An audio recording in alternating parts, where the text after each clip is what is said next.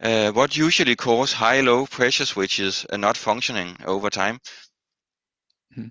Well, when I said, when I mentioned on that end, high pressure cutouts or high pressure switches are safety devices, and they should be tested according to regulations within, defined periods of time. Yeah, and from that perspective, we wouldn't expect, or we shouldn't expect them to fail, or at least if they have some issue, or if they are miscalibrated, for instance, we will expect to catch that in a reasonable, period of time. Yeah.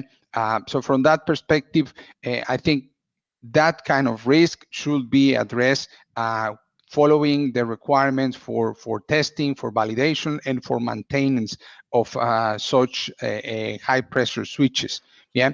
Um, but there are other reasons that can increase the pressure, yeah, in a system, aside from from the compressor itself. Yeah, like refrigerant expanding due to high temperatures, and those kind of things. And in those cases, even our high pressure switch is properly working, that will not prevent the increase of pressure. And it is especially in those cases where safety valves become even more relevant.